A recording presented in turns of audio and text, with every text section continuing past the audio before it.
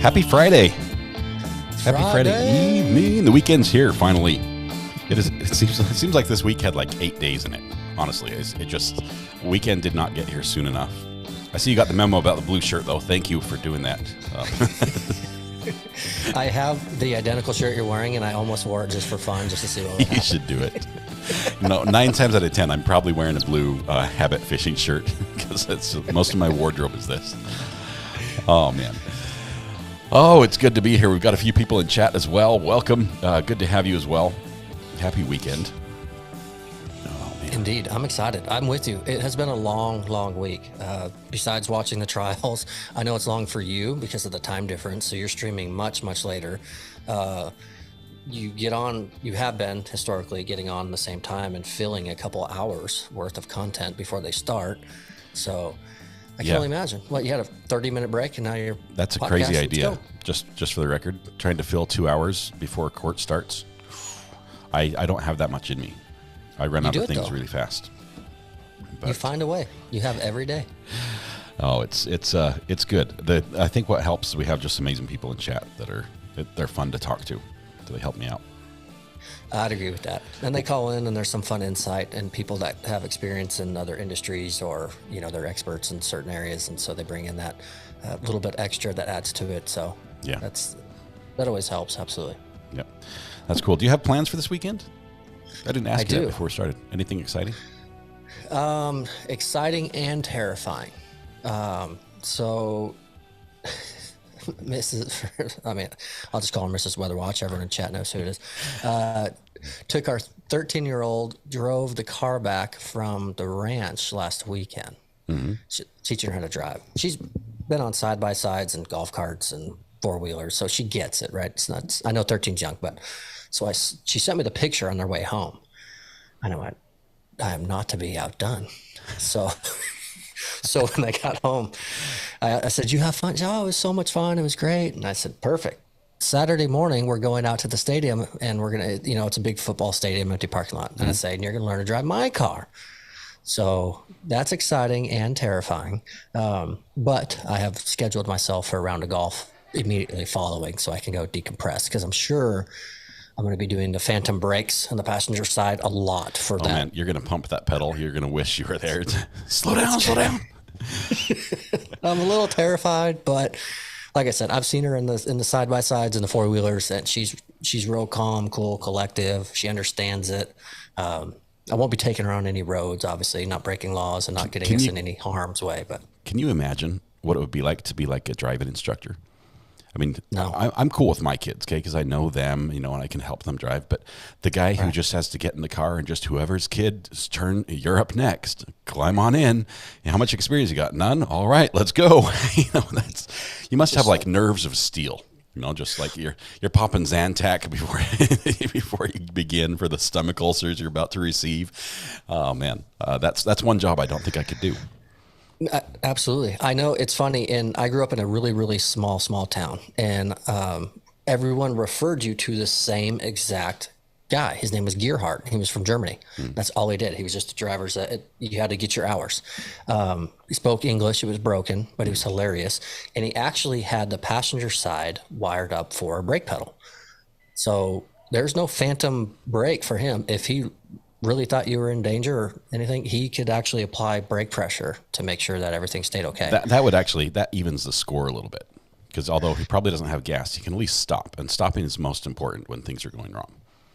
I bet to this day there's now a steering wheel on that side of the car if I had to guess. Because he probably... They're like dual controls, completely both sides. It's like an airplane, right? So if one pilot can, I'm transferring control. All right, got it. Your controls, my controls.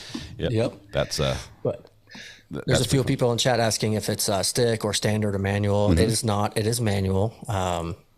It's automatic. I love manual cars. I grew up driving a few my whole life. They don't make them anymore. And if it were, she wouldn't be learning in my car. It would be in something else. Melissa has a great idea. She's like, borrow from Letitia, get a rental. Learn to drive in a rental. Okay, Melissa, that's the best idea I've ever heard. Rental cars for all my insurance. Kids. Yeah. I don't know if they wreck it though. I think that's probably why you have to be 25 to rent a car. Yeah, that's true. They changed that in some states. I learned actually recently though, Yeah. so you can get away with it. Yeah. That's pretty fun. But I'm excited. I'm 'cause excited I know for you. she's excited. I can't wait to hear your your success stories. Yeah, it's probably both. It's going to be, I was scared, and terrified the whole time, but we got home in one piece and my car's not broken. So it's a success. Yeah. And then I'll grab my golf bag and head out with some friends. So, but no, she's a great kid, real responsible. And she's been around it. So I'm looking forward to it. Plus it's just one-on-one time with the kiddo, having fun on the weekend. So I'm sitting in this desk. I'm sitting at Monday through Friday for about 12-ish hours. So weekends I bail out and go do fund me things, or the whole family, we all go, but for just her and I to go spend an hour or two, however long we end up goofing around. I'm excited. It'll be fun. That's awesome. You've taken me back. I'm thinking back to my days when I was learning how to drive, and this may date me, but we had driver's ed, and as is the case in most of the United States, driver's ed is sort of part of the high school education. So it's done through public school, and it's a class you take. So you have like 8 classes a semester, and one of the classes is driver's ed. So you spend, an hour and 20 minutes every other day learning about how to drive. And at the end of the class, everyone has worked their way through the system, and it's all timed based on your birthday and when you're old enough to get your license. It's really cool. But my school, I think they had like antique driving equipment, and we had an actual simulator room, like a driving simulator room. Okay. And it was like, you remember like the old station wagon with like little big steering wheels with little bumps on them and everything, the hard steering wheel, vinyl. It was the like finger knobs on the inside. That was the wheel you had. And you had your gear selector, and they'd been like beat up so bad that they wouldn't like stay in gear. The gear selector would just like drop down.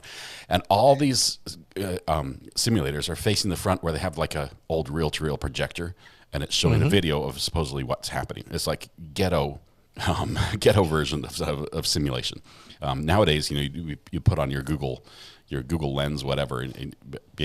So we'd all sit there and we'd be driving, and like the only thing I remember from this is like they start the film and they're like, okay, drive, and you're like pushing the pedals, and of course it doesn't change anything because it's a video. There's no, like 1 minute into the thing, and we're told this is a simulation, so you could experience what driving will be like, and actual things will happen. 1 minute into the hood pops up and like blocks the entire screen on the video. It's like, when does that happen?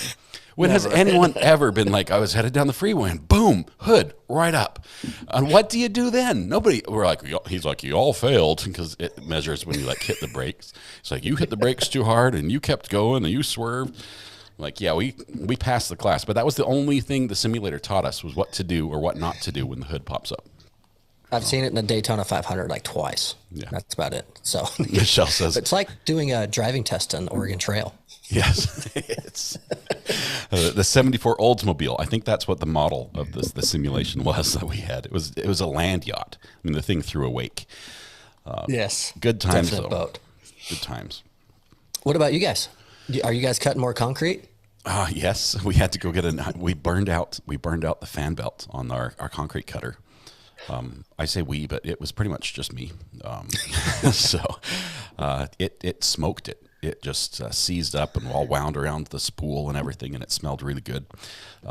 But it smelled really good. I now have to figure out how to get the new fan belt in, because it's like you have to detach everything. You have to take the whole thing apart. I've never done it. We're going to put a new belt on and try to tighten it up and make it work. But that's going to be tomorrow. Is this a piece of rental equipment? No, it's my buddy's. And I think he bought it used. It's like it looks like something that he probably got at a pawn shop, honestly, So it was probably stolen at one point, but I was going to say, has the cops shown up yet to get some equipment back? The funny thing about it is that it's like a chainsaw. It's like an overgrown chainsaw. So it uses the 2-cycle, the mixed fuel and gas, and you fire that thing up, and the exhaust is on the front, so it blows away from you. But the exhaust has loosened, and although the muffler is there, the exhaust doesn't go through it. So it's definitely no longer loud. muffling. It's no muffler on a 2-cycle engine at full revs, while you're also cutting concrete. So if I have any hearing left after this weekend, it will be a miracle. But I'm going to have to, do I need to turn my mic up so you can hear me better as we go? What was that, Thomas? A little louder in this here? Oh, man. So it's funny. We talk concrete. Mm-hmm. It's not I mean, for those of you that know, obviously, we do a little bit homework before this show, so we have something to go on. By right? But little, this you is mean very, very little. very, very little. Yes, we do. It's 30 minutes before showtime. Do we have anything on the agenda? Let's speak. So there was something earlier in the week I wanted to put on the agenda. I thought it was funny. Arnold Schwarzenegger, Hollywood star, the Terminator, I'll be back. That everyone knows him there. The former governor of California. There was an article where he was sick and tired of this pothole in his neighborhood. So he and a neighbor went ahead and mixed up a bag of Quickcrete or whatever and filled this pothole himself. And I thought, well, that's actually kind of funny. I've seen it in our own neighborhood before. Yeah, see a problem, see something, say something. It's more like see something, do something. Help your community out. Setting a good example. Right. So I'm thinking, okay, neat. And then I thought, well, it's not really that exciting to really talk about. And it was yesterday that I read a follow-up. They updated the article. Sorry. There was utility work being done in that area. So they actually dug out that piece on purpose so they can access certain things. And he filled that in. So, workers come back the next day. Like, I swear we had this trench. I swear we had this trench dug. Boss, this was not, and nope, it's all filled in. So I saw it came across the news yesterday. I went, okay, now we got to talk about it. So he thought he was doing good and he fills it in. And now he's in the news being, yeah, dummy. Everyone's like, what are you doing? That's pretty funny. But it makes me wonder. Mm-hmm. We haven't, but we've thought about, there's a pothole far down our road that we've wanted to fill in. Mm-hmm. We never did, but another neighbor always did. If this was a utility little trench in a pothole, it had to be somewhat uniform, I would think.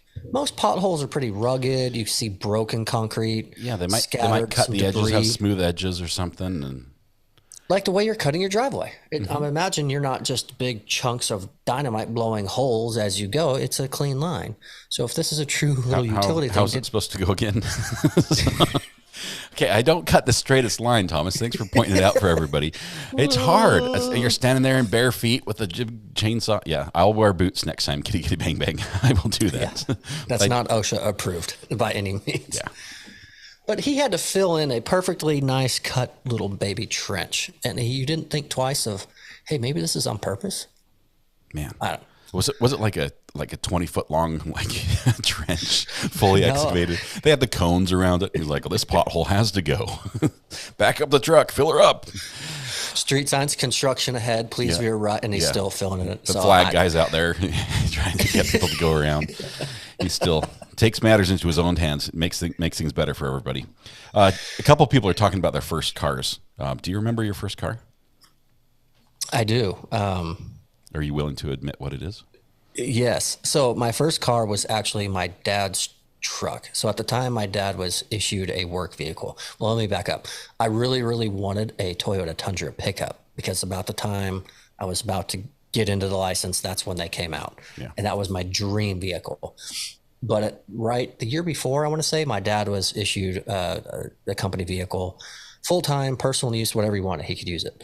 So he had a 99 Frontier from Nissan. That was Nissan's new little pickup, like a Datsun or a Toyota or something, which is funny because my dad had an 86 Datsun all the way up until 99 when he bought that new Frontier.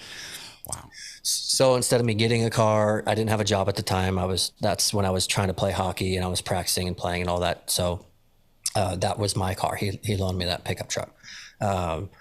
Then I worked and saved money and had a job, and I got a 2001 Acura Integra GSR, a little black one, and that was my dream car because my best friend had one, and I found one and I got it, fair. And that was my dream. Your first car being your dream car. I'll tell you, just for comparison, chat, you can see who had the harder life growing up. I had the family vehicle. Which meant it was, you realize I came from a large family, so I had a 1976 Ford Country Squire station wagon with fake wood paneling and the big swing door on the back with the mother-in-law fold-up seats. Studded so you could sit snow tires. In the back and face backwards, right? Yes. That's awesome. That's what I drove to high school. That's the machine I took girls on dates in. Like, hey, I'm here to pick you up. Just hop in the party wagon. It was not the party wagon. It was the vehicle of shame. It was so bad. We ended up selling that car to somebody that like drove by and like, hey, are you going to sell it? They're like super shady people. They just paid cash. We wrote them like a little handwritten bill of sale. We get a call from the Florida State Highway Patrol probably a month and a half later, basically telling us that our car has been found on the side of the road and it has drug residue in it and it's been abandoned. We're like, it's not ours anymore. I swear we had a copy that said we had sold it, but they ran drugs to Florida in it or something. And then when it burned out the engine, they just left it. And oh man. So, and then you got to inherit. That's funny. Yeah. No, we left it there. We said it's not ours. We had sold it. That was after I had done the whole high school thing. So it was you. Yeah, I swear there was no residue in there when I drove it. But so, few comments in chat. Mm-hmm. Yes, dream car as my first car. It was used and it was abused and beat up. I got it pretty affordable. It just happened to be the car that I really wanted and it was kind of cool in my area at the time. And then a quick follow up. That 99 Nissan Frontier is still my dad's truck to this day. It has 385,000 something miles on it. And he cares for it all the time. It is still his daily driver. I will say the first car that I bought myself, probably when I was probably 21 before I bought my first car. It was family cars up until then.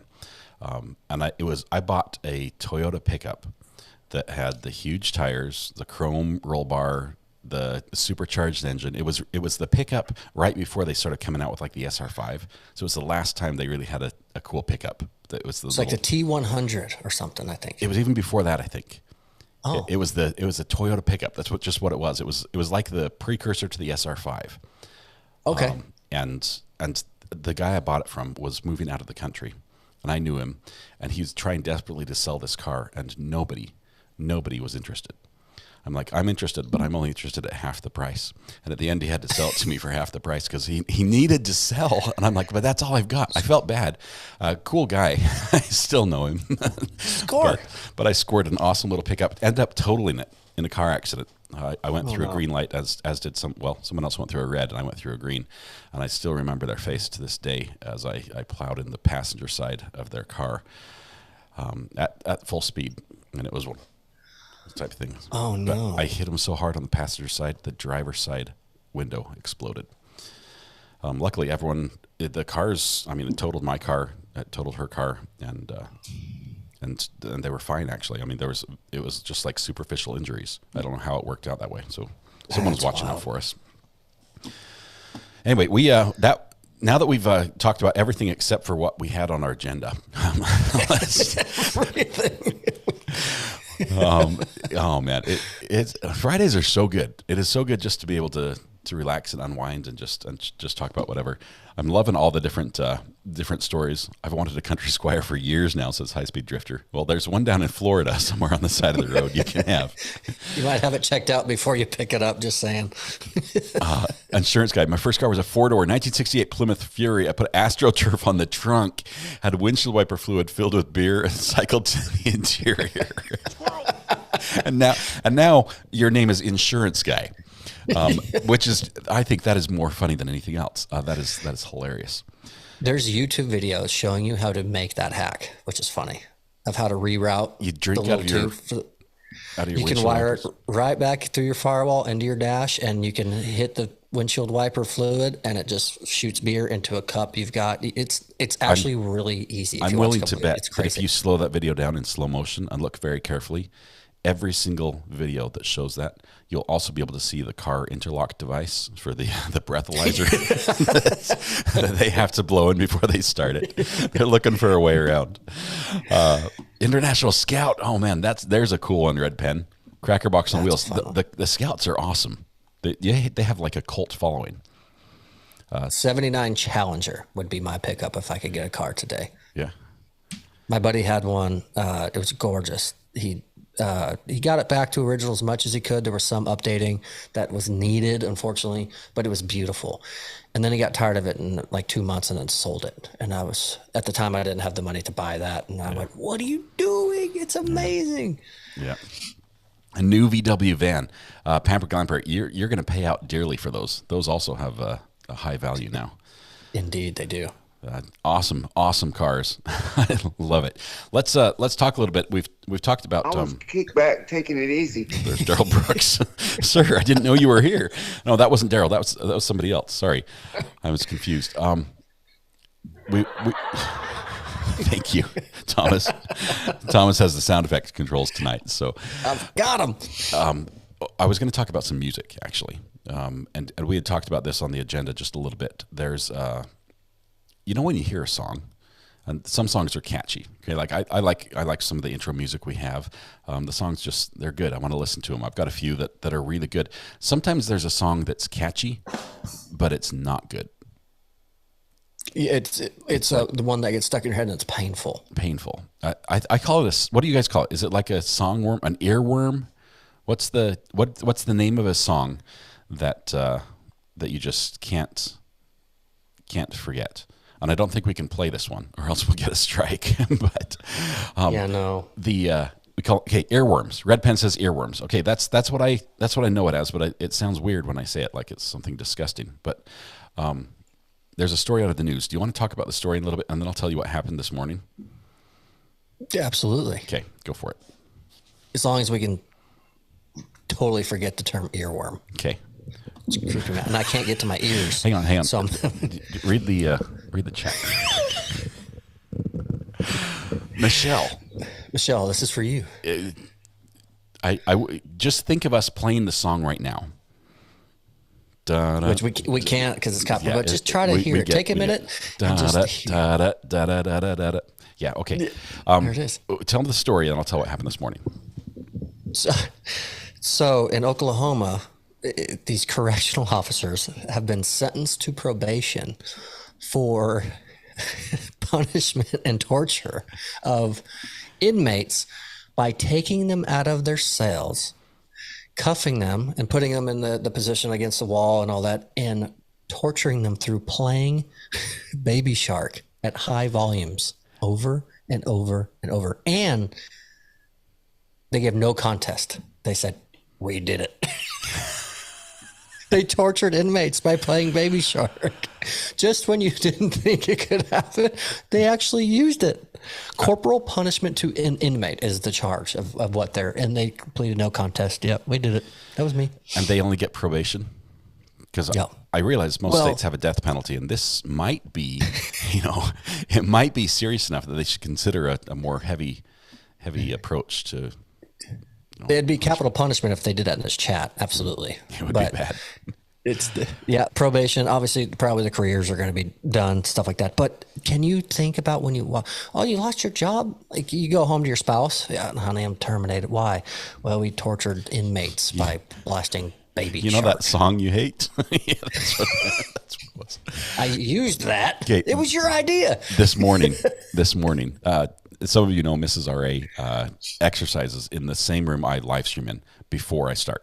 So she gets up. She's a morning person. She's up and she's doing her exercising, and she's listening to music. And that song came on. I'm like, oh please, and she's like cranks it up. I'm like, please. And she's the entire song, beginning to end, right before we go live. Okay, I've got this in my head, and I'm like, as long as I can forget it, as long as nobody says anything, as long as there's no shark, there's no mention of baby, anything today, because that song's gonna be right back in my head.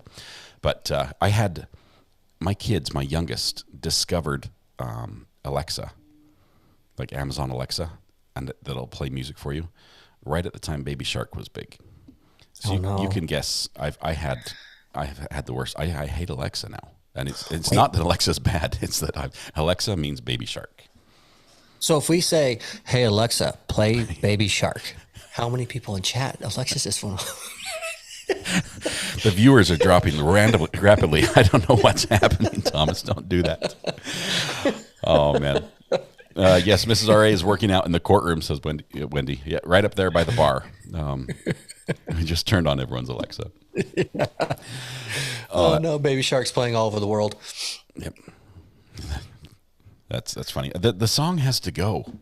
Honestly, I can see why kids like it, and it's sort of fun to watch a little kid who, it's one of the first songs they can really, they have fun and dance, and it's funny and everything. But at the same time, if like the copyright holder of that song were somehow able to retrieve all the versions back and dispose of them, I would not cry much at all. It would be, if we could just delete it. It's not relevant. Thank you, Judge Manning. Everything on this podcast is not relevant. That's the whole point. Yes. We need to rename it. Not relevant. Maybe that's our new name. There's another story that we've talked a little bit about this as we've talked about. I don't know. At one point we were talking about wages and McDonald's employees, how you have to order food through a kiosk now, which honestly, I think I'm smart technologically wise. I can't do it.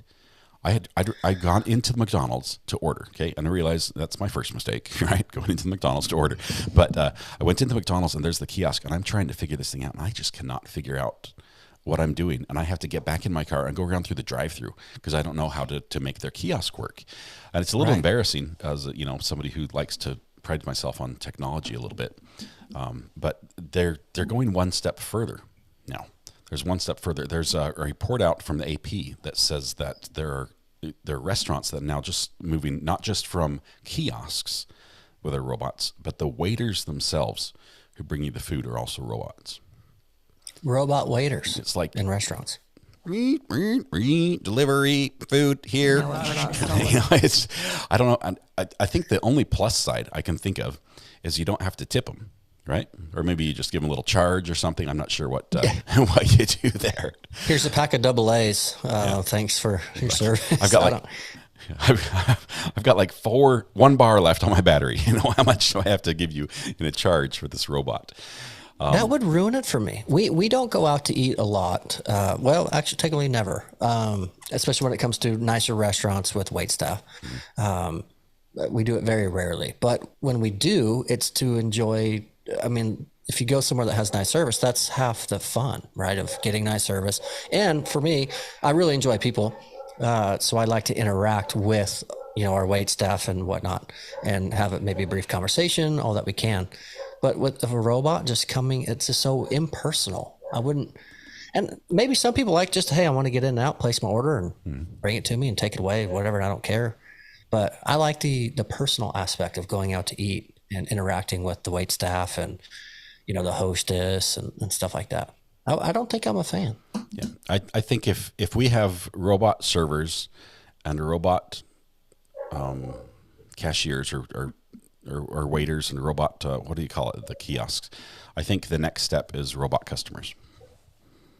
It's going to be all the way through. The whole chain is just going to be one robot servicing another robot in a circle, and pretty much they're going to take over the world.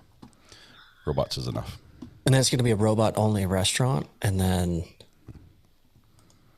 the robot. But then we get to watch fights, I guess. Robot Wars. Now that's something I can get behind. My kids actually love that. Can we watch the YouTube video of the robots that fight? Yep. Oh, what is that? When they do it in a little battle dome. Yeah. The people make their own. They're vicious. I mean, that's like crazy. One of those concrete cutters gone wild. I mean, take off all the safety equipment, throw wheels on the thing, and fire it up. I like that.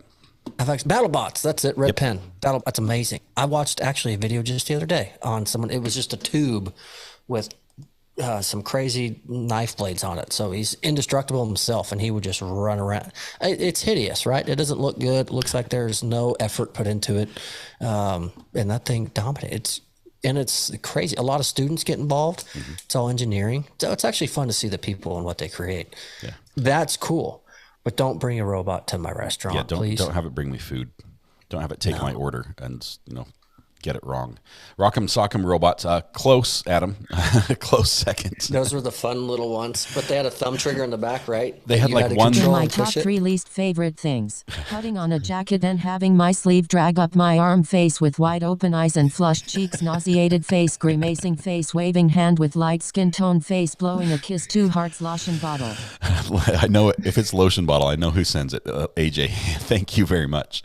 In Signature. My top 3. Putting on a jacket, have my sleeve drag up my arm. I have some of my fishing shirts. Like I've got some of my fishing hoodies, the lightweight ones, that actually have like the little thumb hole that prevents that. So you slide your thumb in there, and then it's all good. So somebody invented that. You just need to modify your jacket to have a little thumb hole on your sleeve, and you'll be good to go. Easy peasy. Yep. That's awesome. That's awesome. Should we go on to our, speaking of top three, she's got top three. Do we have a top three today? I think we do. She triggered us. We do. We've got, we did something similar. I say we did. I think we did an overrated, underrated, and we included YouTube channels, but we have not yet done a top 3 YouTube channels that you watch and I watch. And present company excluded, right? Yes, okay, Mr. Good. Fast growing, exploding YouTube channel. You don't count in this situation. I won't be offended. I have my favorites as well, and I'm not on the list. I love to watch a couple videos, a couple. They are some big channels that I like. I think almost all of the ones I really like are big channels, which is cool. But I mean, the small ones. What constitutes big? What makes a channel big? Because everyone in this chat would think you're a big channel. Their subscriber number is measured in millions. That's huge. That's big. It's enormous. It's enormous. It's like the top 0.00001%, something like that. Yeah. So you're going to just list major networks, I guess? No. The ones that I like, I really love educational YouTube channels where I can watch and feel better, like I've learned something. Entertainment is good. I mean, I like being entertained as well. But when I can learn something, so. I know this one. Can I guess? Yes. Homeschool Ground Zero. I didn't even have that on my list. You're in the doghouse now. I'm in the doghouse. I'm in the doghouse. She's upstairs listening to this. You said learn. I figured it was slam dunk. But sorry, Mrs. I was thinking something else. That's a different category. That's my favorite overall. But this is my other 3 favorites. Does that work? Here's what I'll go. My top one, I'm going to go with Mark Grober. Awesome. Former NASA engineer, right? And Apple engineer. He worked at NASA and Apple.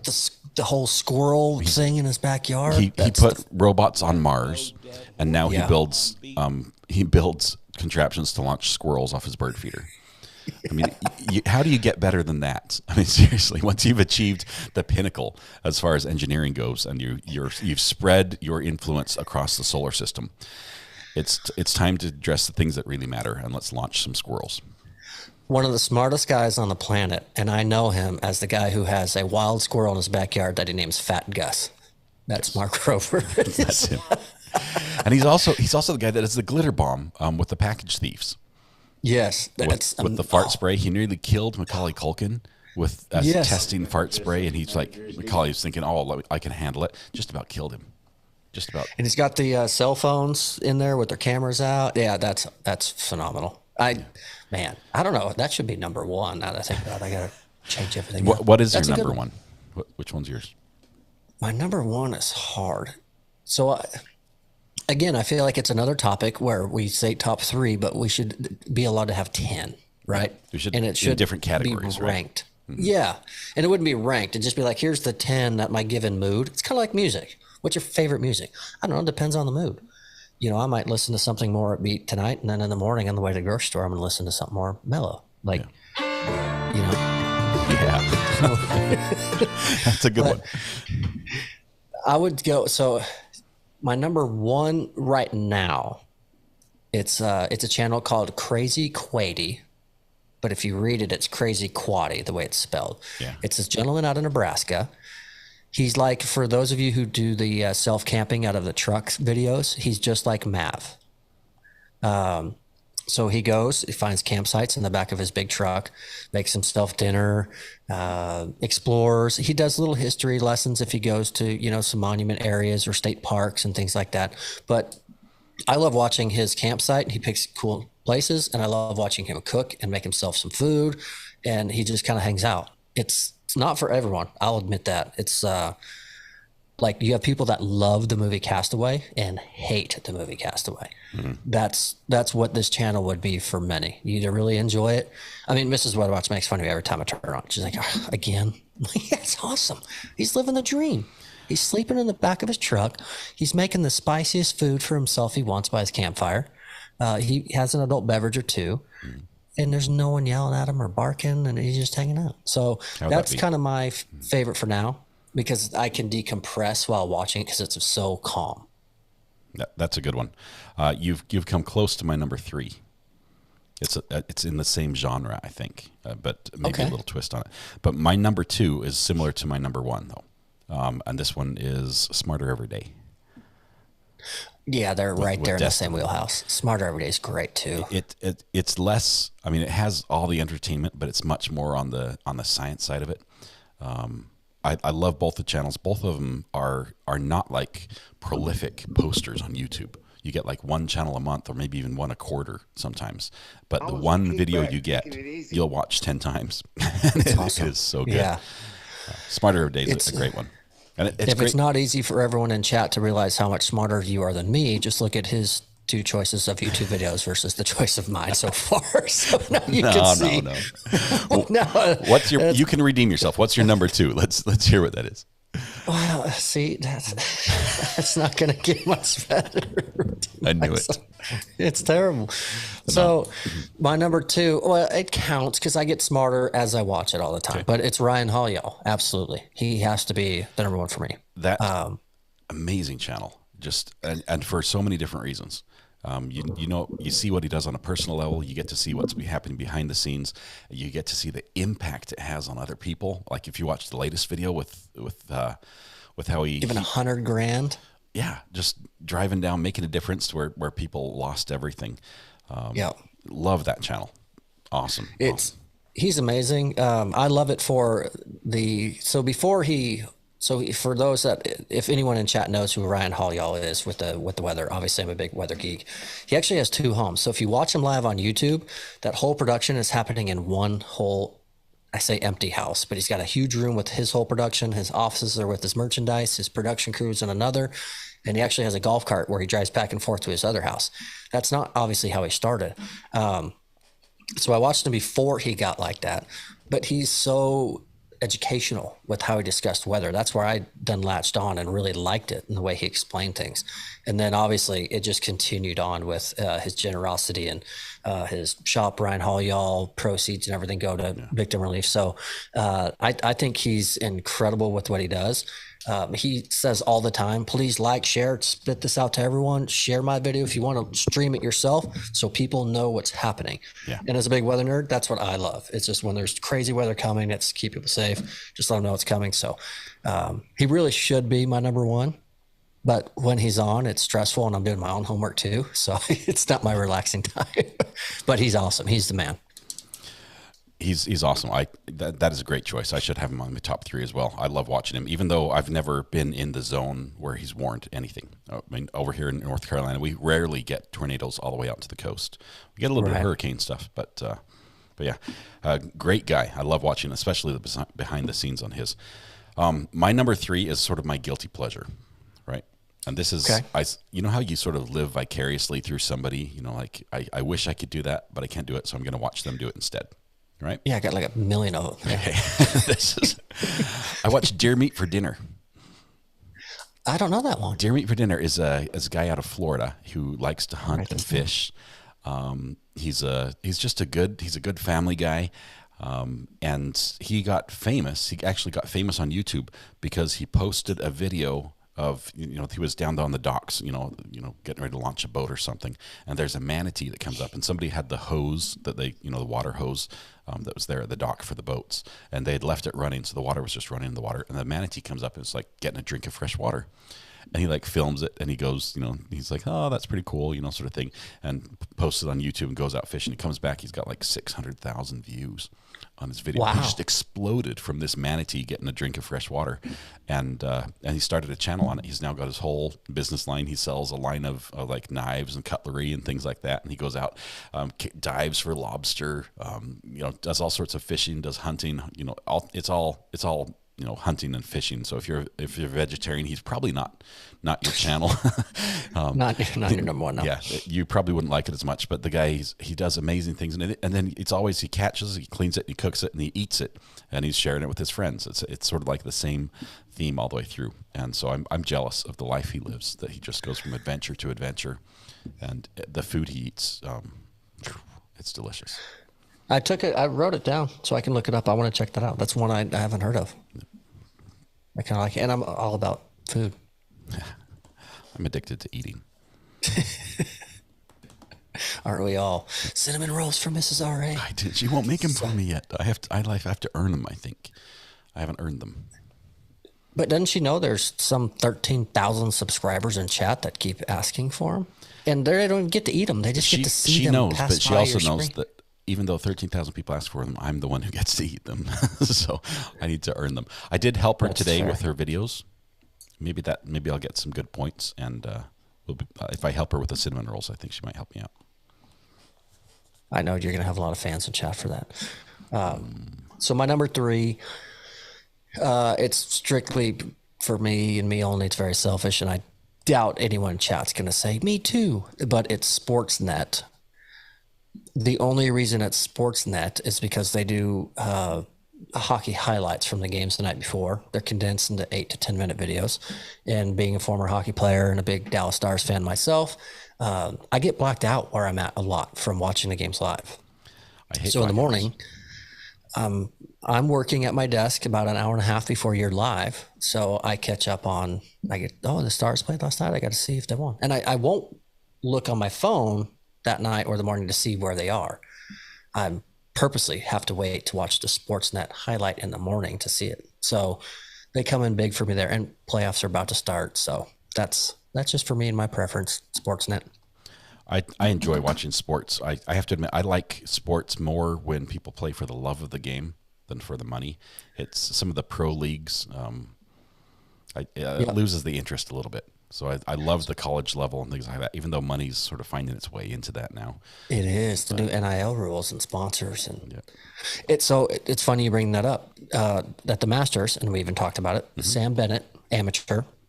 For those that you don't know, at the Masters, the big golf tournament, prestigious. Obviously, you have a PGA Tour winner, but they also give an award for the best scoring amateur. Sam Bennett wasn't only the best scoring amateur, but he was in the hunt all weekend for the most part. He was, after round 1 and 2, he was in the top 5 the whole weekend. So he gained a ton of fans. He's in college at Texas A&M. And so he would have won some $250,000 for how he ended up finishing, but he entered as an amateur. Therefore he can claim 0 winnings. But those new college rules that they've done for all sports, he had logos on his hat, on his shirts, so he even said in an interview, like, yeah, I missed the winnings, but I'm doing pretty good with the logos on my shirt. They more than made up the difference is what he's saying there. They made me whole. So. Because there's a video of him getting flown via private jet, NetJets, from Augusta, Georgia, back to Texas A&M at 10 o'clock that night after the tournament. That's not cheap. Yeah. So, and he probably had a nice dinner on the flight as well, and a little care package that you got to take home. Absolutely. Yeah, that's awesome. Well, I'm glad. I do think I'm torn. I like the people who play just for the love of the game, but I think at the same time it's wrong for schools to capitalize and make so much money off the success and the efforts of a student. And say, oh, by the way, you don't get a penny of it because you get you're 0. still a student. 0, yeah. It's all us. But I'll keep using you. We'll sell the logo, we'll sell your image, we'll sell your product, but you don't get any. So it's good that they get some as well. Yep. Lovewind says, what's the name? Oh, there she is. Let's have a cinnamon roll bake-off. Are you challenging me? Because I will cheat and I will bribe you to do mine as well, if that's an option. Yeah. Mrs. R.I., who are you challenging? This Love Wins. This comment I've highlighted right here. This is my wife. She's Homeschool Ground Zero on her channel. I call her Mrs. R.A. on mine, but really I'm Mr. Homeschool Ground Zero around the house.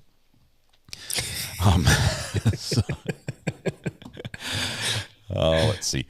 She has a fantastic recipe. I promise at one point we will share it. So stay tuned for that. Oh, she says she put a link in chat, but I don't know what link that means. I put the link in chat. Let me. I think the link disappeared because for some reason I have not granted you permission to speak in chat with links. And now you have permission. You can try again. What's the link? That's got to be really funny when Mrs. Ari's not even a mod. She's a mod now. Sorry. After 5 months. Well, let's flip it. Are you a mod? R.A. banned his Mrs. wife. RA Says channel? Adam. No, I'm not a mod on her channel. There we go. There it is. Okay, family recipes. She did it. That's it.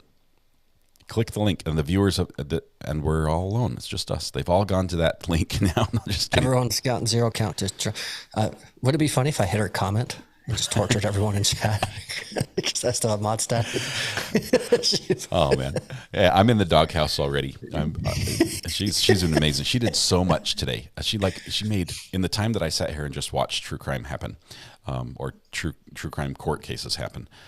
She made eight videos for her channel, in addition to teaching homeschool for the whole family and taking a son to go get a job interview, which she got the job. This is awesome. We're super excited about that.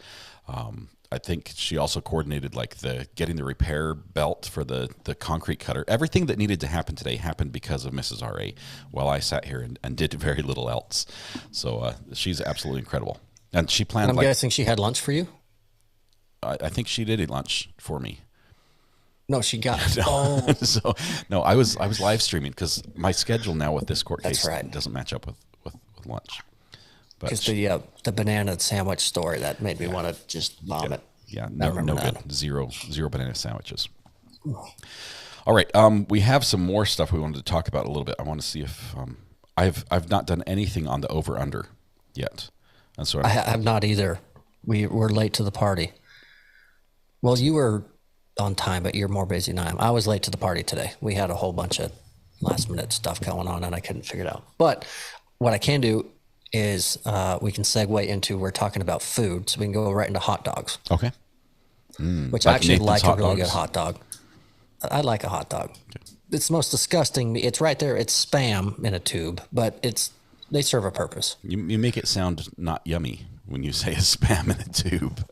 I'm not a Spam fan, but I can't eat a hot dog. But now, okay. I mean, you can grill it, you can change it. I mean, I'm big on bratwurst and stuff like that, but no, different kind of hot dog. So this actually came from a friend and colleague of mine out of Wyoming. Hot dog, what it means, there's a guy out there he's got land, he's doing controlled burns. And for those of you that don't know what controlled burns are, if you've got land and space, you'll take your trash, whether it be dead trees and limbs and brush and even some rubbish, and you have a little pit out in your land, and you can actually have permit and Zachariah Anderson style. Yeah, just burn your murder outfit, whatever else you need to, your bloody boots, all that. That makes sense. You can burn everything you want, apparently. And so this guy's doing that. And what's weird to me about this story is his choice of ignition. So you light it up it's a really big pile most of the time. And so you've got to spread out lighter fluid and other igniters, things like that. So he chose like a big leather glove he put some lighter fluid on and soaked it, basically made it a slow burning torch, if you will. So he could drag it around his pile. So we set it down for a second, and lo and behold, his dog, which I don't have a name for, runs over and thinks it's a toy and picks it up. This glove on fire, the tip of it, like a slow glow. Off he goes. He starts little spot fires out on this land, which is no bueno. But then he ends up a big, giant tire pit. The dog drops it on that, and the whole thing gets engulfed. Because you've got, oils and everything else on these tires. Are the worst. So black and toxic and fumes and just can't get them out. So this dog lit up this entire giant tire. I mean, it was massive. It was statewide news the day of. Quick disclaimer, the dog was A-okay afterwards. But he was nicknamed the hot dog. Man. Causing a fire that big. I'm glad the dog survived. I mean, that's the important part, that the dog survived. But the guy, you must know, if your dog fetches everything you drop, don't drop something. Don't drop dynamite. Don't drop anything you don't want coming back to you. No, you want to just make sure that the dog just doesn't bring it back. I mean, you've trained it to do one thing really, really well, and it will do that, regardless if it's on fire or not. And that's what he did. So I'm glad the dog's okay too. But can you imagine the sheer panic in the dog's owner when he sees him taking off and grass fires are starting, and then he drops it and just. And he's like calling the dog, and the dog's like, "Oh, game's on, let's run!" type thing. Yeah. Oh, now we're gonna play chase and fetch. I'm out of here. What's the line from the Crudes? It's like the fire's biting me. Try hiding from it in the tall, dry grass type thing. Yeah, that's what the dog's doing. It's trying to hide from the fire, lighting something else on fire. Oh wow! Absolutely crazy. Speaking of animals, there's a pilot down in South Africa who had a surprise passenger on his plane. It's a personal plane, I assume. A small plane. Just think of like a little 4-seater. Okay. Okay, like a So, Cessna little 172 Cessna, or a something. small little plane. Nothing fancy. Nothing you can like run to a different part of the plane and lock yourself away from, say, like a wild animal, Right. or a cobra, because he had a cobra. This is a No. deadly snake on his plane. There's a picture. It was on the AP as well, where they've got like 3 guys like peering in the door of the side of the plane. They're looking with a little flashlight underneath the seat, trying to see where the cobra is. The plane, they landed. The guy was able to land. Made an emergency landing. Landed the plane. They found it in He's the like, air. Snakes on a plane. Yeah, he was in the air when he noticed it. He's like, No. What do you do then? It's like I'm keeping the feet up off the rudders. I'm not gonna. Yes, you can't. Sitting right? Indian You gotta- style in the cockpit seat, just hoping the snake doesn't crawl up. Oh man, So snakes on a plane is real. it's real. It has happened. Truth is stranger than fiction, I guess, in this case, and it's South Africa. So in a Cessna 172, I would be more scared of finding a cobra under my seat than I would of losing power engine or engine to the power. Yeah, because you can just glide the thing down. It's like a little glider with a tiny engine, lawnmower engine. 100%. As long as you know there's landing somewhere in the future, a place to go, absolutely. Kill my power, keep the snake. Yeah. All day long. There's no way. I've been in one of those small planes, and I can tell you there's nowhere to go. There's, you've got your seat and the seat next to you, and that's pretty much it. And it's not even, you can't even stand up in there. It's a tiny little cockpit. Yeah, you can't even adjust yourself. So I went about halfway through pilot school to get my license and got some hours. So I've flown a handful of those a few times as a co-pilot and done my training and gotten some hours. And I'm glad I didn't, because it's miserable in there. You're like this, and this is comfortable. This is me stretched out next to the other pilot and where you're at. Albeit it's fun for short trips and scooting around, but it wasn't. It loses its novelty really quickly when it's a cross-country trip. You feel like you've been shoved in the back seat of the bus that's already full, and the engine's right there, and yeah. Oh, and you're into a headwind, and that little plane is screaming, and you're just going 55. And you're bouncing, and you're. Yes. Those planes, if you look from the ground and you look up, it's like, oh, look, they're coasting by. It's beautiful. Inside, the guy's getting whiplash. I mean, those things are so small. Every little gust of wind, every little air pocket and eddy, it's just bouncing around like a pinball. It's fun when it's nice and calm and quiet. But most of the other time, it's not. No, it's like driving over a 1,000 Arnold Schwarzenegger potholes in his neighborhood. Somebody needs to fill those. I know a guy. That's funny. There's one other thing I wanted to talk about. There's actually a video that came out. This was I like coins, right? I like metal detecting. I like finding old money. My favorite coin, of course, was finding a $5 gold coin from like 1834, minted in New Orleans. So cool. It was, bucket lister, top of my bucket list. I'll never find anything that cool again in my life.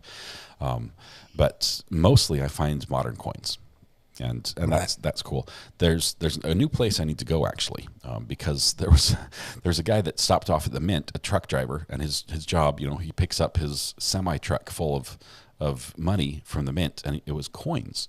He was picking up dimes. So what does he do? He's like, well, I'm a little early. I've got my load. I'm going to get some rest. I'll drop the trailer here in the parking lot. I'm going to go catch some snoozes at the motel here. I'll be back and we'll leave. Well, somebody must have seen him pulling out of the mint and then dropping the trailer, because when he dropped to the trailer, they came over with the bolt cutters and opened up the back of the truck and tried to proceed to steal all the money he got. Well, he was picking up dimes. Okay. dimes, $100,000 worth of dimes, and the helicopter, the news helicopter, is like flying over the parking lot, and it's just like glittering. The whole floor of this parking lot is just silver from just dimes everywhere, and the video's got like a guy with the bucket, and he's leaning over and picks one up, puts it in the bucket, takes another step, and picks it up. Dimes aren't, you can't pick them up with a magnet, okay? And you can't just like scrape them up and damage them. By hand, you've got to pick up $100,000 worth of dimes minus, whatever else they managed to haul away. But what are you going to do with, let me play just a little tiny clip of this audio so you can hear this. Oh, this would be great. And they were trying to cross load the dimes into other things to carry it away. There's dimes all over the parking lot. I feel like if they try to go to the bank and cash all of it in, then they're going to get caught and they'll be like, well, where did you get all these dimes from? So, what are you going to do with all these dimes? Is there like a machine somewhere? You're like, well, maybe I can trade them in for dollar bills. And how long are they going to be dropping dimes somewhere? But honestly, you think the thief probably thought they had like hundreds or $20 bills or something, maybe pallets of cash. Nothing but just. It's like, you stole what? I think all the other thieves are laughing at him now. Yeah. So what? He get away with $100 maybe, and now he's tired and it weighs 100 pounds. And I was like, well, not to get caught, I got to put them all in rolls. Yeah. And he can't spend them anywhere. He's got these shiny, brand new dimes that with nothing that he can do with it. I mean, who takes dimes nowadays? I mean, honestly, most of us are using, like digital currency or plastic. Very few people carry cash. Or Apple Wallet or something. Shoot, I rarely buy stuff with cash anymore myself. Yeah. So if somebody wants to buy something from you and they offer to pay in dimes, though, I'd make a quick friendly call to the police up there in Philadelphia because they're looking for a few dimes. Especially if they have a reward out there too. You make a lot more money than that sell if you turn them in. That's funny. Actually, I have a story. Let's hear it. But I got to figure out how not to dox this person. Anyway, okay, so I was a young weather watch at this time, little baby thunderstorm. And I had a family member. He was awesome, one of my favorites, but he always forgot about holidays. So it's my birthday, and he forgets my birthday gift. Well, he was one that, just like a lot of us do, if you get spare change, you have a little bucket or a drawer or something, right? Well, he had one of those 5-gallon water jugs that you can put in your house, fill up your fountain. Well, he'd been collecting it. Well, because he forgot my birthday and a gift, he just said, I'll just give him these coins. And so he did, and I loved it. I didn't know any different at the time. I thought that was my actual birthday gift, and I was so excited. So that afternoon, I dumped them all out on my living room floor. I wish I remember how old I was. I was a youngster, and I sat there and counted it. Yeah. And it was, I'll never forget, it was like $890 some odd dollars in coins. Oh my goodness. Took me hours. And so I was like, oh my gosh. I was young enough to not even know how much money that really was. I knew it was a lot, but I didn't register of like, this is way too much to give a little kid in coin. But anyway, so he wanted it back. My mom was like, nope, you forgot his birthday. You gave it to him. It's his. The rules of the birthday are you cannot be broken. Long-standing tradition. Yeah, that's funny. It was crazy. I had some coins. I think I've shared this. My grandmother, when she passed away, she hid money all over the house. She was one that didn't trust banks. And although she did bank, she would often have cash hidden around in case she needed it. But she would hide it, and she'd forget where she hid it. And none of us knew this until after she passed, and they were cleaning out the house, and we'd hauled a bunch of stuff to the secondhand shop and furniture and stuff. We're trying to clean everything out, and then in loading one of the tables, we're flipping it. We realized there are rolls of silver quarters wedged up in the little holes underneath where the legs come off the table. Wow. And we're like, oh my goodness. And like every corner and then every piece of furniture that we turned over had something stashed in it. And we're like, how many loads went to the bank without being checked. How many I mean, how many loads went to the secondhand store with nobody knowing that, you know, inside those cushions were envelopes full of silver certificate dollar bills and just cash everywhere. Every book on the bookshelf, she tucks money in all over the place. And it was remarkable. Just so we had to do like a huge scour the entire house to find it all. And it was old stuff, lots of silver, lots of the, you know, the silver certificate dollars that say, in the U.S. our money is a fiat currency, right? It's not backed by any gold right now. It used to be backed. Right. Their bank would have money like gold, the gold standard or the silver standard. They would have the gold available to you. You could trade in your $2 bill for $2 worth of gold. And so the bill itself would say $2 in silver payable to bearer on demand type of thing. And that was what made it worth $2. And so just tons of I now have a whole stack of mint conditions, consecutive serial number, $2 silver certificates because I got that's some of those. incredible. But yeah, so that was pretty fun. Anyway, coins. Check your coins; they're worth something. They are. There's another YouTube channel. There's a guy. He does a lot of shorts.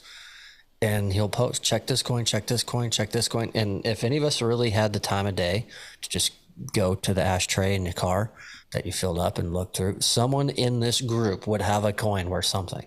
Yeah. The problem is just when we don't take the time to do it, but they're out there and they're more prevalent than we think. Yep.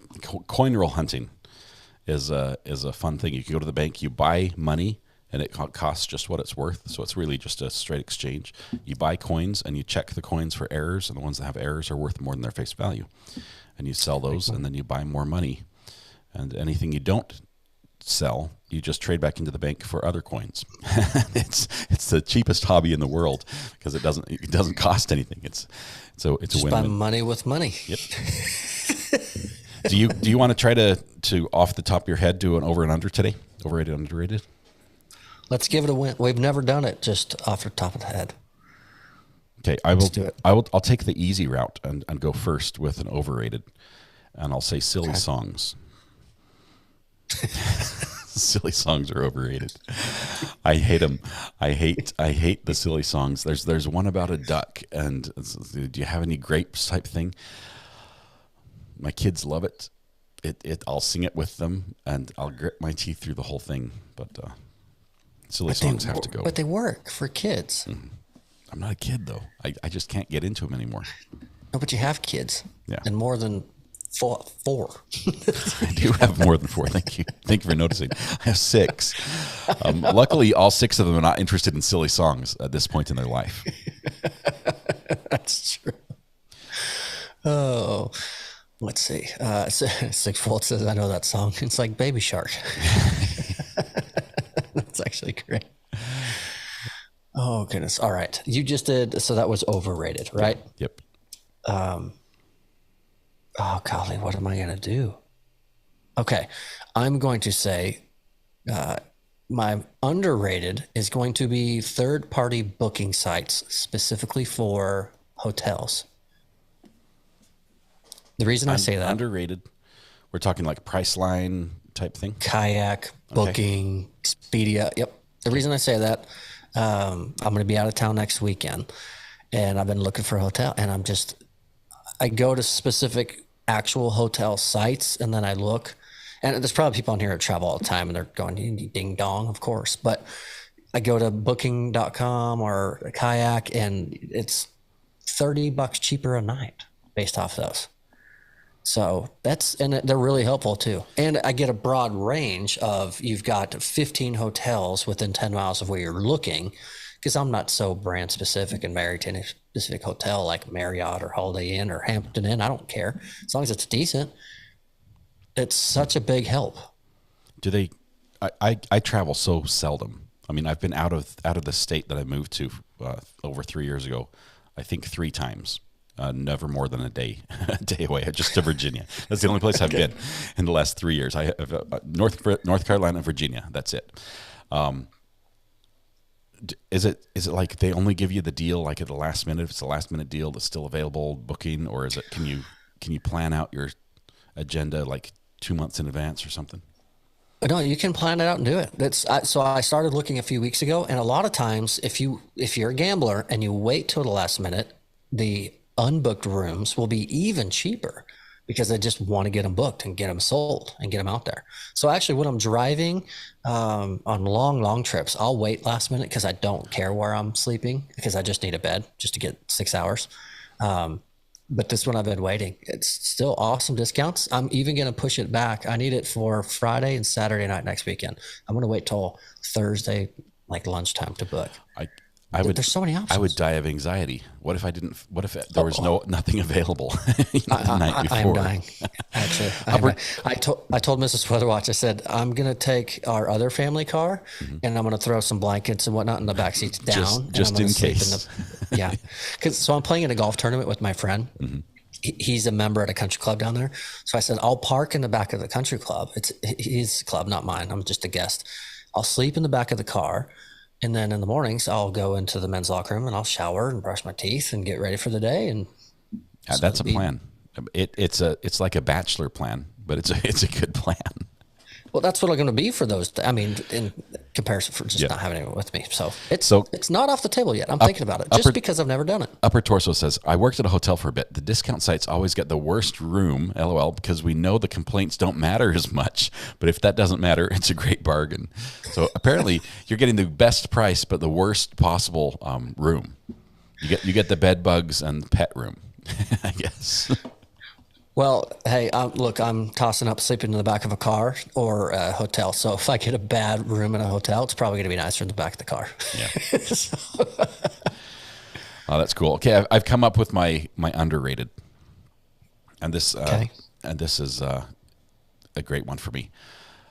Mail delivery, U.S. mail delivery, all of it. We're talking from Pony Express on. The U.S. mail delivery system is absolutely phenomenal. I feel like you're going to trigger a lot of people on chat with that. Come wind or rain, snow, hail, the mail must go through. I don't know what I would do without being able to count on being able to mail something different places. You know, I guess if we step back and think about it, when we all joke, call it snail mail and this and that, and that's the joke. But if you think about what it actually accomplishes, late or not, it is wild how much they do and how frequent. Think of sending Christmas cards without mail. What would it cost you to have hand delivered your Christmas card to one of each of your friends in like 7 different states? Well, I don't even send them with USPS, so it's a text message. I email them and say, "Hey, what's up, man? Merry Christmas. It's me. Talk to you next year." That's what this little guy's for. Merry Christmas, friend. But because I'm a bad friend. But you make a great point. I don't think I can argue with you there. I don't know what the future looks like. I mean, I've complained about the mail a lot as well. I mean, I used to sell on Amazon as a third-party seller, and I'd mail things, and the mail would lose things, and they'd never get there, and I'd be like, "Guys, you got one job," type thing, and that was frustrating, and we joke about it quite a bit, but honestly, just for day in, day out reliability, I don't think they can be beat. No, I did like that. That's actually pretty good. And they're federal employees too, which is pretty neat. So they get taken care of. So we've been doing this segment on a whim. Mm-hmm. So I get a pass because I'm taking an easy one on my overrated. Okay. Okay. I'll give you the pass. Let's hear what it is. The most overrated thing I can think of in this current situation is the extra decorative stamps that you put on envelopes. Not necessary. Just put the little basic American flag or whatever stamp you get where you are. Just slap it on there and put it in the mail. You don't need the 1/4 inch by 1/2 inch big square. I mean, I get it. Certain packages, they require more. But when you're just upgrading your stamp because it's more fancy, overrated to me. Don't need it. So I collect stamps, guys. And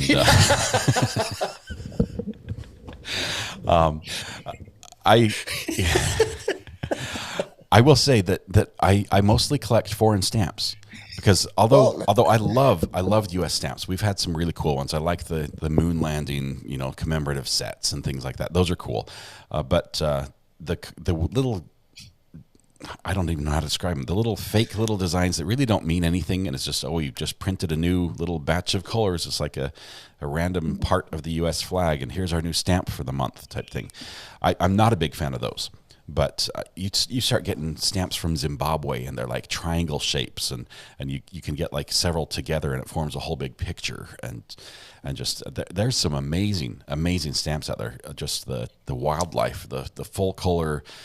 It's sort of like it's comparing like U.S. money to Canada or Australia's money with their plastic. That just the artwork that went into it is unbelievable.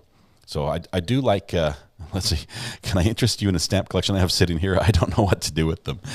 Red Pen, I say I collect stamps, but it means I have a box with a stamp collection in it. I'm not, I think there may be a better individual who might appreciate a new addition to their stamp collection than me. I have not put time into it in so long. It takes time, and it's overrated. My oldest stamp, it's probably a little bit newer than the Jenny stamp, but right around there, the airplane. I don't know. It's the Jenny's the upside down airplane. Do you know that one? Yep. Okay. I do have one stamp that is an error stamp because most of them were printed in error, and this one was printed correctly. So it's actually the rare version of the stamp, and it's a Aladdin's lamp type thing most of them were printed with the flame over by the handle instead of over on the other side of the. They like rotated the sheet or rotated the picture, but I've got the good one of that. But see, and I'm gonna defend myself here a little bit. We're talking about stamp collecting of rare stamps and neat stamps. You don't. I just saw the comment that's been pinned on the screen. Adam Nusky. It is overrated. All right. Oh, yeah. Adam's great. It's one of the wittiest characters I've seen. So I get the collecting aspect. I'm saying when you go out and buy a fancy roll after roll after roll to keep on, using those. Yeah, I personally, I actually hate using stamps myself as far as for their functional use. Agreed. I mean, the whole idea of licking stamps is, luckily most of them are adhesive nowadays, and you don't have to, right. Just peel and stick. I don't lick envelopes and I don't lick stamps. Part of the problem is, you've got the stamp collections or the stamp series where you've got all the political figures on them and stuff like that. I was spitting on the wrong side as when I was trying to use them. Sorry, that was too easy to go there. But that was great. Yeah, it's I don't like using stamps. I hate the taste of glue. The wet sponge works, Diana. It really does. But I would rather I worked at a place once where we had our own mail machine. We paid for a little, I don't know, it was like a Pitney Bowes type scale, and it has a little feeder. You turn it on, and you set like your stack of envelopes in, and it like feeds it through and just shoots them across the room into like you'd aim at like a basket, and it would like sort of catch everything.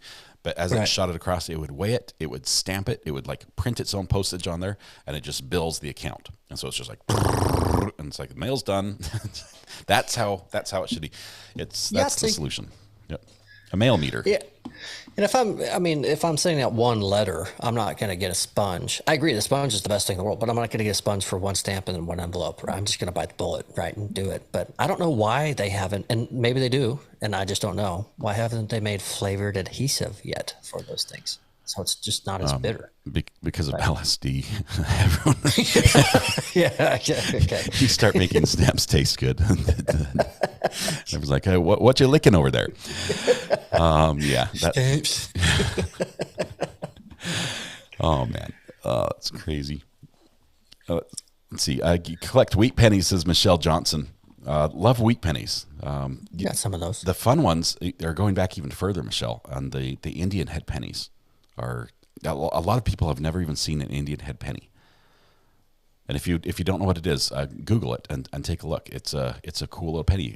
To talk about 1900 time period. Super cool. Yeah, you find a good one in good condition there, and it'll be your lucky penny. Really cool. AJ says LSD stamps made me snort. AJ, that's a different drug, I think, but That's I the get cocaine. it. It's the powder. AJ, you're going to make this an adult feed, not recommended for children. All your comments there. Underrated marshmallow peeps, don't come for me. Katrina, now is the time to buy marshmallow peeps. Some stores still have their Easter candy on like a fire sale as they're trying to get rid of everything that didn't sell. And Buy one, get 10 packs of Peeps free is what's going on. Because they're little marshmallows. They need them out, right? So Okay, you so just got to eat them fast. they do. They're almost tricking people into just taking them, just to get rid of them out of the store.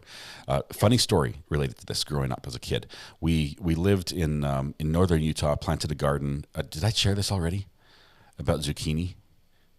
I don't think so. Okay, we planted a garden. We like zucchini bread. It's a delicious, nutritious, tastes like chicken. No, not chicken, but still, it's you haven't heard it's delicious, nutritious, tastes like chicken. It's a saying. I don't know what movie it comes from, but zucchini bread is an amazing treat. It's soft.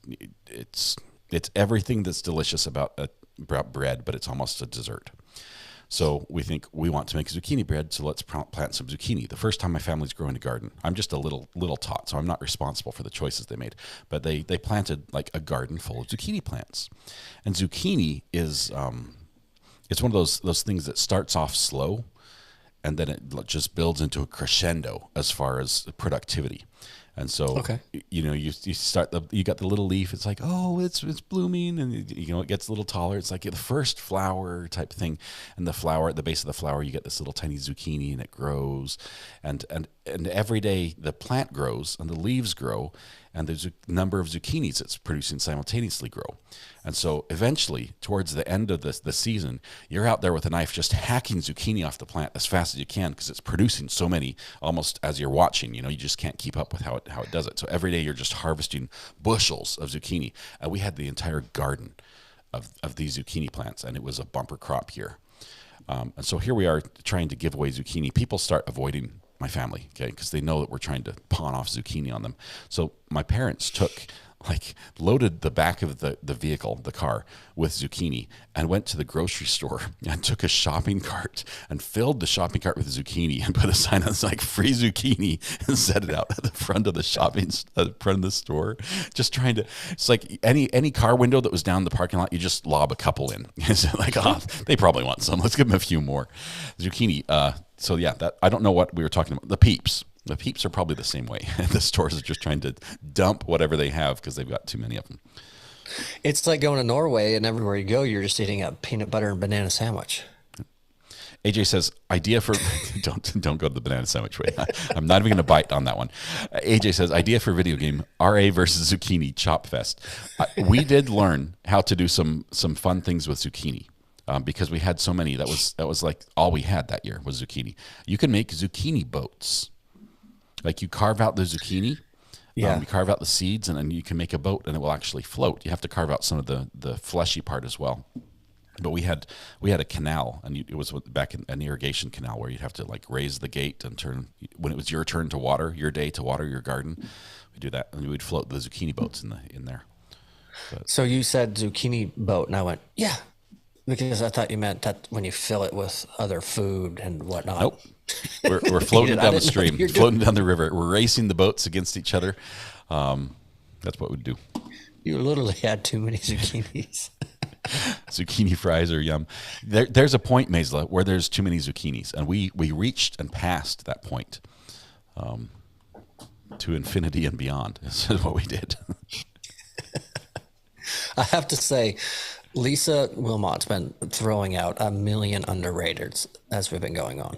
And this one's actually funny. I can relate. She had another one that I saw up there, and it was glass Coca-Cola bottles with the metal top was underrated. And I agree. They're phenomenal. Way better in a can. She's had a lot of good ones. Those are good. I like the old glass bottles. I live, Lisa, I actually live in an area not far from where Pepsi was invented. And Pepsi and Coca-Cola, obviously, the rivals, very similar products, they're a little different taste. But living where it was founded, there was a time when it was bottled, and each little town bottled it, they'd bottle it there. And so they'd make the little glass jars with a town name on it. And so you can get a little tiny, Kinston, North Carolina Pepsi bottle, or, it's amazing to find those old bottles. And they're actually, some of them are worth thousands of dollars. They are cool. That's all my mom would ever drink. I remember coming home from the grocery store, and she'd have 2 6-packs of the bottled Coke, and then she'd open it, pour it on ice. And then I remember always during the holidays, those bottles, they'd always have like Santa Claus's face plastered on those Coke bottles all the time. And I thought, especially as a kid, I thought they were so neat. And I would collect them during the holidays. I thought they were cool, but after the holidays, they were just junk and trash sitting in my room. I had to get rid of them, but never drank out of can. She did bottles only. They were so neat to see. 80s Music Man says, over under, recovery addict looks like Steven Seagal in the right lighting. How do I have to turn to see this? 80s Music Man, that's funny. I don't see the resemblance myself, but let's see, what's a good Steven Seagal movie? Aren't all his movies like 2 words? Yeah. Seriously, aren't they all? Yeah, the title of the movie, right? Yeah, the title of his movie. They're 2 words. Yeah. Well, let's see what chat has to offer so we can name take some 30 seconds. Steven Seagal movies. Let's see what y'all got. And I'll have to look him up and see if I look like the guy. Under Siege. Under Siege. Okay. Yeah. Let's see. Pepsi's great to remove battery acid. Coke makes a good cleaning product as well, Linda. Both of them are quite corrosive. It does. You can freshen up some pennies. So we've got Under Siege so far. Just Under Siege. That's the only one we can think of. What's a good Steven Seagal movie? Ivan says, we'll be here all night. Thinking of one, or Above the Law? There's 3 letters. Okay, so that Hard to Kill, 3 letters again. Maybe I'm thinking of, who's the other, like, martial arts? Not Jackie Chan, but... Oh, I know who you're thinking of. I'm going to have to get to Google. I know a lot of people don't count the and the 2. When they're talking General Commander. Yeah. There's one that's always out for justice. Maybe Steven Seagal is the 3-word guy. Bruce Lee, Jean-Claude Van Damme. That's who I was thinking of. I think From his Bloodsport. Yes, his are all 2 words. Yeah. I remember that. Yeah. My brother and I reenacted Bloodsport when I was a wee boy. And we were going to reenact Mom approved? No, he was babysitting me because they were gone on date night. And he said, hey, we're going to interact a movie while it's on. And it was an excuse so he could beat me up. Yeah. And then we collided into each other and I fell on him and I broke his thumb. So I won on accident because I fell on him.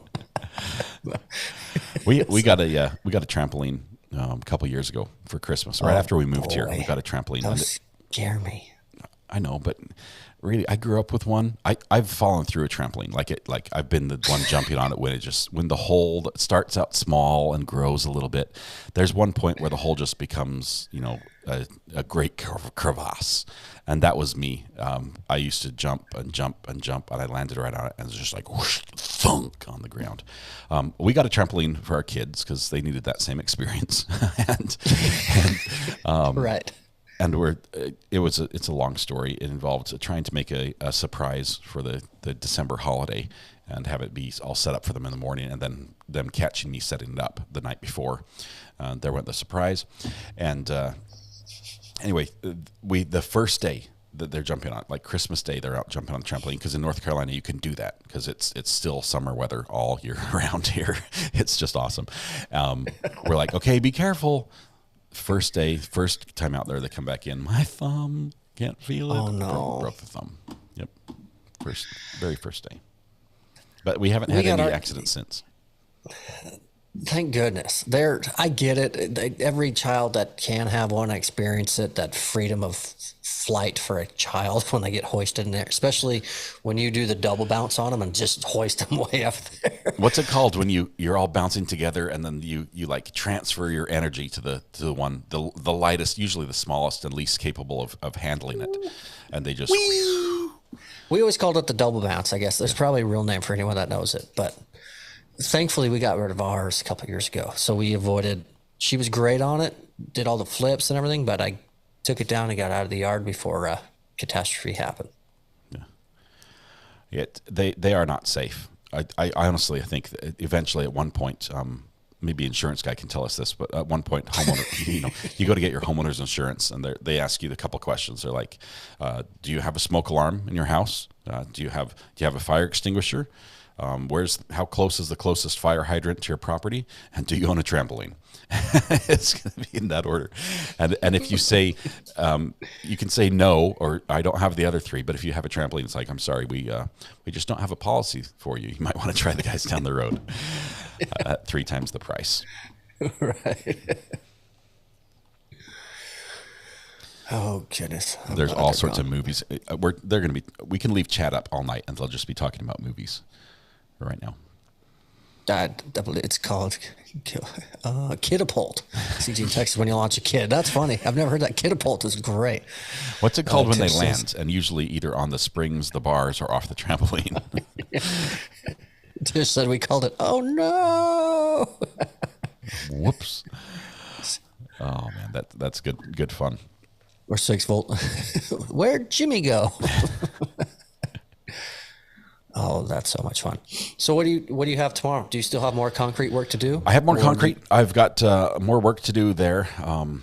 Actually, in sad news, while I was out cutting concrete yesterday, got a call from a friend from church that another friend had passed away. Not a close friend, but a good acquaintance, and it was out of the blue. Just complete surprise, caught everyone off guard, and so we've got a little bit of stuff to do with that, and I think I'll be taking Tuesday morning off for a funeral. So, but that's not this weekend. Obviously, that's going to be next week, and we'll figure out how to do the live stream so you guys can watch still. But some prep work. Well, dang, yeah. You just had one too, and now you're going through it again. Yep, it's sad, and I mean, there's more levels of sadness on there, and the family's just amazing, and so we'll be there and do what we can for them. But unfortunately, the dying is part of life. It's that's how we get out of living, and so it's good people lived a good life, and we'll try to celebrate that as best we can. So. Well, and I know you guys will. You've got such a great and supportive family for all your friends and people around you. And I know you helped do a lot of the audio visual for the presentation on the prior one, and you guys help and give your time and give back. So that says something about you and your family when you're going through a hard time on your own, but you're going to donate your time and your talents to help those families. So that's good on you. And good people. I'll do the little I awesome. can do. Hopefully it helps a little bit, but yeah, no, we'll be having some fun this weekend. We're definitely working on the garage. I'm ready to run the cable for internet. And any day now, I'm expecting fiber internet to be installed in my house. Any day, I'm super excited about that. But we'll be getting some work done. We've got to rerun the power. We thought we were going to just be able to pull new power lines through, but it was direct buried and it's not moving even with a winch. So we've got to rebury a new cable. That's what we're cutting more concrete for right now, to run power lines underground. And there's always something else that just doesn't go right. One leads to another. Yeah. Well, the good news is you should be fire ready, because I think you've got some rain chances in your neck of the woods come late Saturday and mostly Sunday, I think. That's not good news. I need no Sorry, rain to work on the garage. Parade. There's me out there with the concrete saw in the rain. I guess that way I don't have to spray water on where the saw's cutting if it's raining. So it'll keep dust and your down. flip flops would make sense. Mm-hmm. Yeah, So you don't want to fill up your shoes and boots. It's going to be a good weekend either way. Hopefully, everyone out in chat has some good plans for this weekend. If you don't have something planned, take some time for yourself. Get a little break. I know we've had some heavy stuff this week. Whether you've been following the news or politics or anything else, there's probably enough of something in your week this week that you deserve a little bit of a break from. So I'd recommend you take some me time or some family time.